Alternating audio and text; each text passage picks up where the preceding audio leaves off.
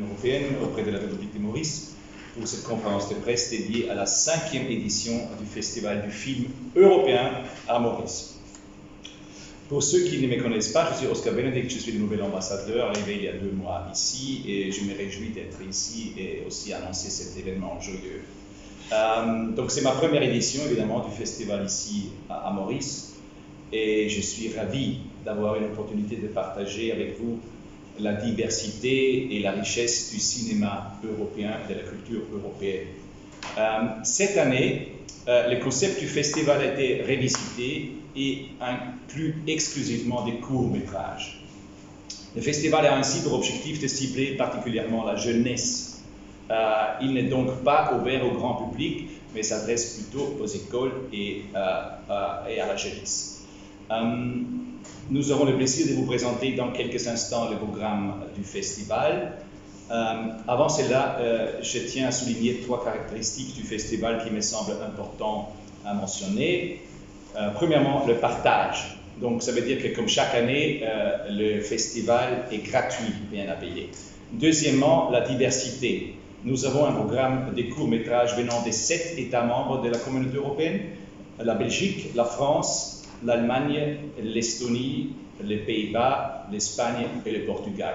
Donc 7 sur 27, bon, ça pourrait être plus, mais c'est déjà pas mal. Et troisième point, l'inclusion. Nous avons invité les écoles ainsi que les associations qui travaillent avec les enfants. Les ateliers d'éducation à l'image auront d'ailleurs lieu au sein de 3 de ces associations. Donc ce n'est pas uniquement les films, mais aussi des ateliers. Donc, un grand merci à nos partenaires du cinéma, le Festival du court-métrage de Clermont-Ferrand, M-Ciné, les consortiums Goethe-Institut, Institut français, qui nous soutient pour la 5e année consécutive, et l'association Porteurs d'images qui organise le festival. Et aussi, je tiens à remercier l'ambassade d'Espagne qui se trouve en fait à Pretoria, en Afrique du Sud, donc pas résident, mais qui a quand même accepté de contribuer à l'organisation du festival. Une activité spéciale Espagne sera ainsi organisée pour marquer la présidence espagnole du Conseil de l'Union européenne. Donc merci à vous de votre attention de diffuser cette information et on espère tous de se réjouir, de profiter de ce festival du film. Merci.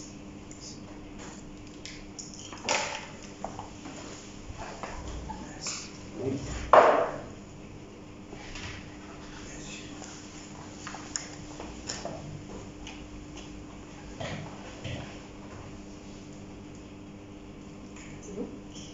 Bonjour, donc je suis Joëlle Dupré, donc je me suis occupée de la coordination du festival et de la programmation aussi en collaboration avec le festival de Clermont-Ferrand, qui est le plus grand festival de court-métrage au monde, donc qui nous permet du coup d'avoir vraiment des films récents et de très bonne qualité pour le festival. Je vais détailler un petit peu la programmation rapidement. On a un programme qui s'adresse aux sections maternelles, donc des enfants entre 3 et 5 ans, avec 6 films européens. Celui qui ressort, disons, de ce programme, c'est un film qui s'appelle L'air de rien, qui est un court-métrage français et qui est intéressant parce qu'il parle d'une histoire d'amitié entre un vieil homme et un animal. Donc voilà, je n'en dis pas plus, mais il est très très beau. Et juste après, il y a le film Hello Stranger qui est face à ce film-là qui est assez amusant parce que du coup, lui, il évoque la naissance d'un enfant de façon très comique. Voilà. Ensuite, on a un programme élémentaire qui s'adresse aux enfants entre 6 et 9 ans, qui a été très demandé cette année. Donc, par exemple, dans ce programme, le film qui ressort pour moi, c'est un film qui s'appelle Entre deux sœurs, de 7 minutes, qui parle de la complicité, de l'amour entre 2 sœurs, dont une qui est handicapée, donc ça permet d'aborder ces questions-là aussi. Ensuite, on a le programme collège qui s'adresse aux enfants entre 10 et 14 ans. Celui-ci, disons, le film qui ressort pour moi là, c'est le film qui s'appelle Varken, qui veut dire cochon. C'est un film du Pays-Bas qui aborde les questions de protection de l'environnement et questionne la surconsommation. Voilà, qui est un sujet d'actualité. On a aussi un programme spécial, justement en collaboration avec l'ambassade d'Espagne, un programme dédié à des films espagnols. Du coup, là, on s'adresse plus à des lycéens qui apprennent l'espagnol, qui puissent comprendre un petit peu les films qui sont sous-titrés, bien sûr, mais il faut quand même pouvoir suivre. Dans ce programme, il y a un très beau film espagnol qui s'appelle Cerdita, qui veut dire truie, et qui évoque les questions du bullying entre jeunes. Sujet intéressant pour des jeunes lycéens en France. Voilà, ensuite, ces projections jeunes publics sont vraiment très prisées. Toutes les places sont quasiment toutes réservées. On a encore quelques disponibilités, mais ça se remplit très vite.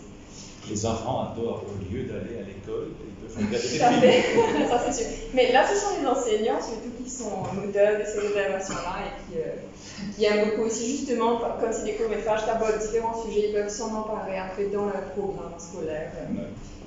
Voilà, donc il y a ça. Et puis on a aussi, donc on a 5 écoles qui envoient plus de 2000 enfants. Et puis on a 8 ONG aussi qui envoient près de 600 enfants. Qui viennent avec 600 enfants voir les projections. Voilà. Les ateliers, oui. Ah oui, et les ateliers, on a des ateliers qui se tiendront auprès de 3 ONG. Donc il y a les Anges du Soleil, il y a Petit-Rayon Soleil et il y a Future Hope.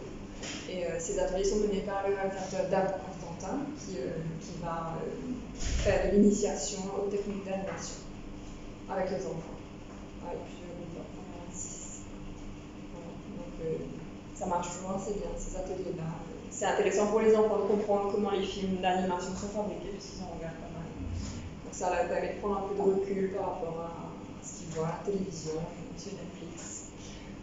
De comprendre comment ces films sont fabriqués, ça permet aussi, en arrière-plan, disons, de comprendre aussi qu'il y a un réalisateur qui fait des choix esthétiques, qui fait des choix créatifs pour transmettre des messages qui ne passent pas uniquement par les dialogues, mais aussi par les images, la lumière, le son.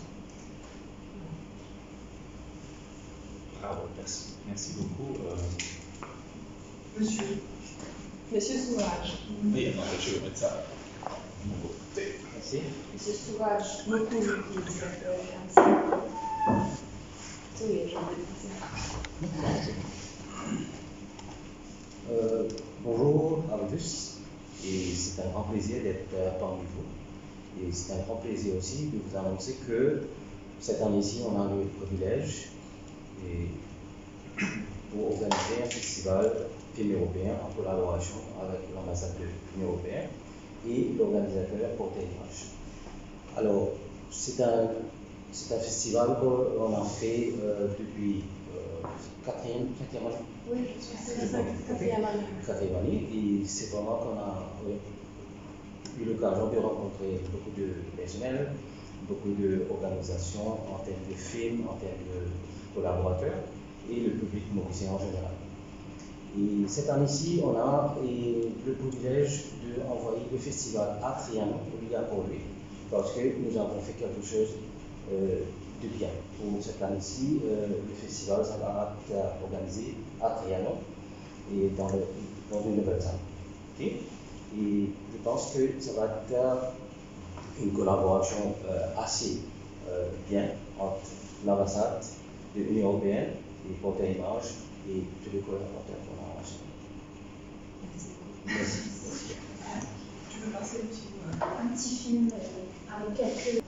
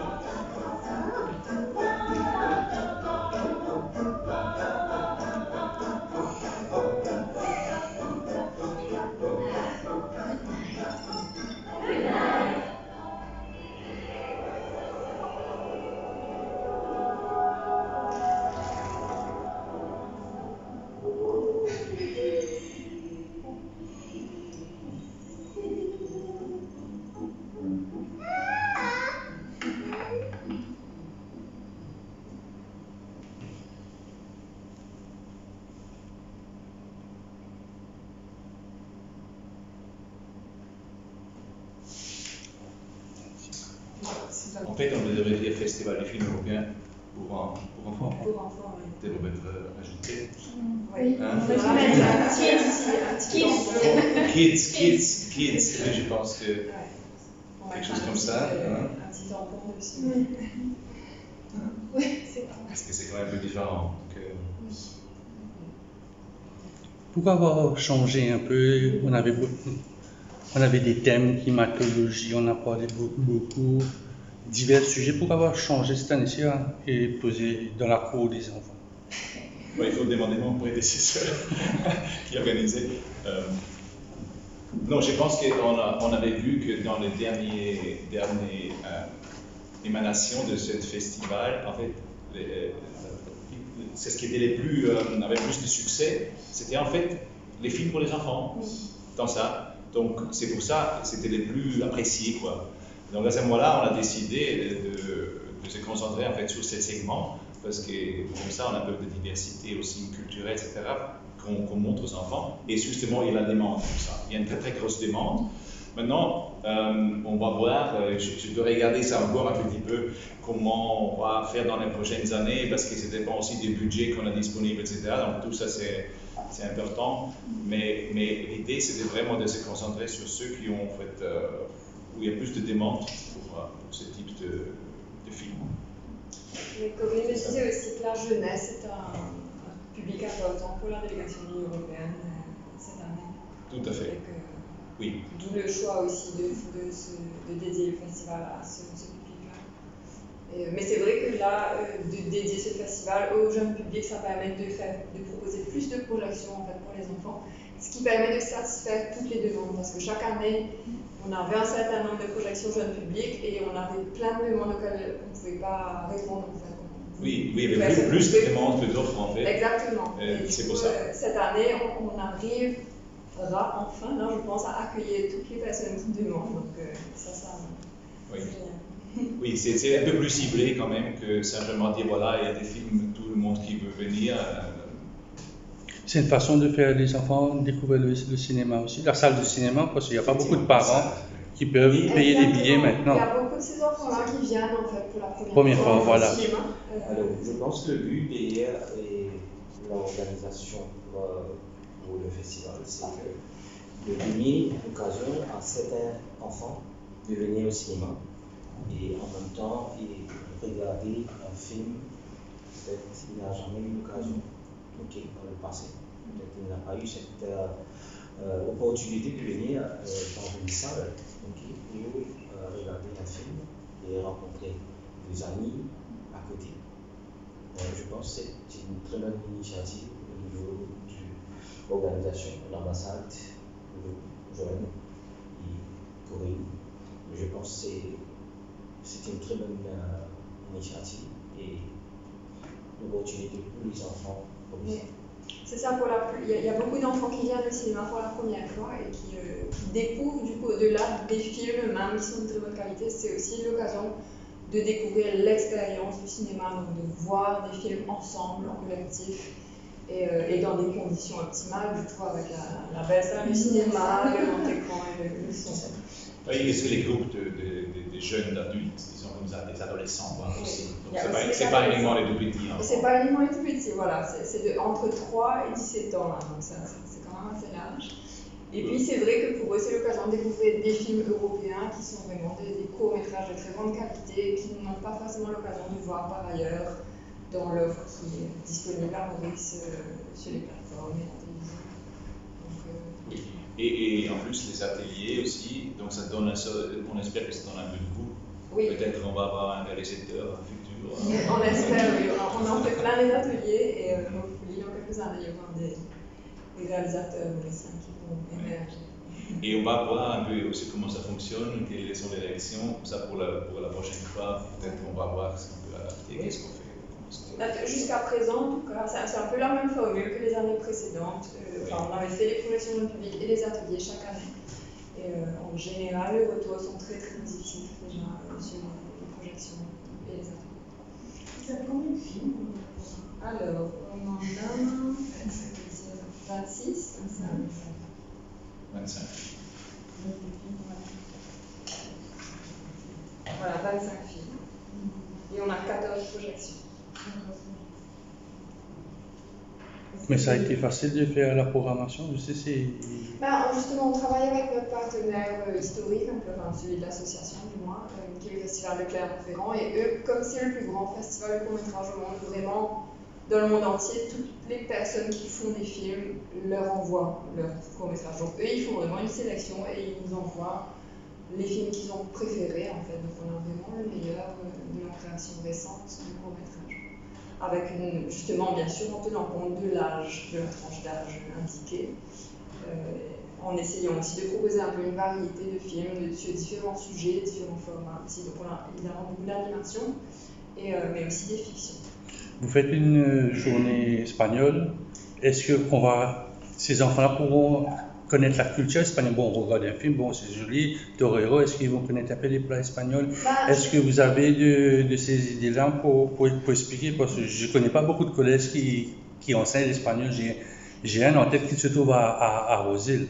Oui, effectivement, c'est beaucoup les écoles françaises en fait, qui enseignent l'espagnol. Et de toute façon, les écoles publiques, effectivement, sont en vacances actuellement, donc ça a été compliqué de les avoir.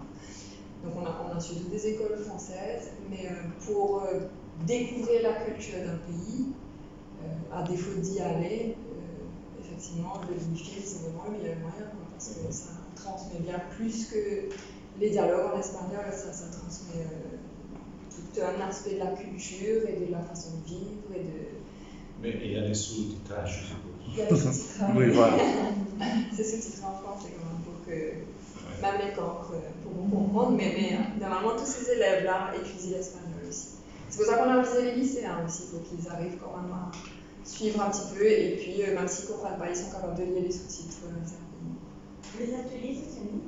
Alors, les ateliers se tiennent sur place en fait, auprès des ONG qui y sont adressés. Donc, pour les Anges du Soleil, c'est à Camarin, dans le locaux. À Tiré en Soleil, c'est à Varois, et Future Vogue, c'est à Saint-Ouen.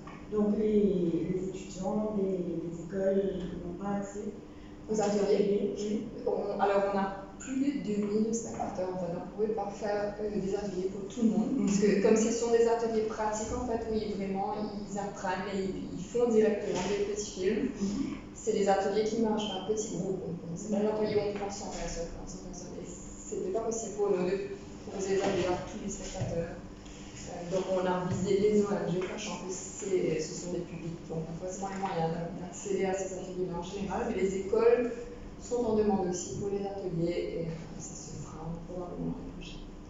Arrête-moi si je me trompe, 25 films, c'est moins de films que les autres années? Parce qu'en fait, les autres années, il y avait des projections en soirée pour le public adulte, tandis que là, il y a 3 programmes de court-métrage pour les enfants. Donc, ce sont 3 programmes qu'on répète plusieurs fois. Et parmi ces programmes, il y a 1 ou 2 films en fait, qui se répètent entre le programme maternel et le collège. Mais c'est simplement parce que les années précédentes, on a enlevé ces 3 programmes, plus on avait les projections ensemble. Donc, il y a moins de films.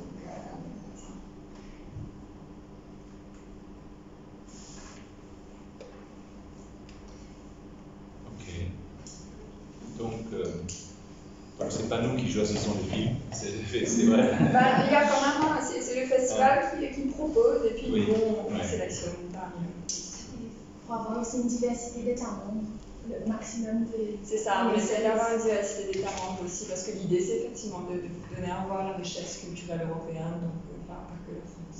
C'est vrai que la France produit beaucoup de films, co-produit beaucoup de films. Peut-être aussi un autre festival de court-métrage en Europe l'année prochaine. Interfilm Berlin, Oui. Il y a Interfilm Berlin aussi. On va regarder, mais maintenant ça c'est évidemment c'est en cours. Et on discutera de vos exactement. suggestions pour l'année prochaine. Allez, donc on se réjouit tous, on va voir certains films, peut-être pas tous, mais